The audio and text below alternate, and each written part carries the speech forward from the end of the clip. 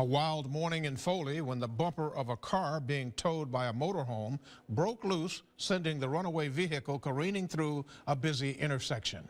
As News 5's Pat Peterson reports, the driver of the motorhome knew something was wrong when he looked into his rear camera monitor and noticed he was no longer pulling a car.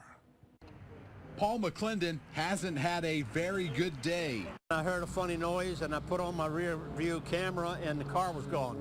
Or a pleasant ending to his Alabama vacation. I'll never forget it. Sweet home Alabama, huh? McClendon and his wife were heading home to Maryland when the front bumper of the car he was towing with his motorhome fell off, sending McClendon's Chevy Equinox on a potentially deadly crash course through one of Foley's busiest intersections. The whole front end of the car pulled off, and it's supposed to be a towable vehicle.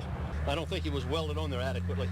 The runaway car plowed through the intersection, rolled over some bushes, and came to a stop just feet from the gas pumps at a Texaco station. McClendon's completely severed front bumper was recovered 2 miles up the highway. Imagine McClendon's horror when he noticed he was no longer towing a car. And usually our car is there. Until today. I'm glad it didn't hit a pedestrian or run into someone else's car. The mishap even baffled Foley police. Investigators weren't sure how to write up this unusual report and were forced to call state troopers for advice. The unusual mishap will be a talker for days. You definitely got a story to tell when you go back home, don't you? I'm not telling anyone. An Alabama trip McClendon won't soon forget.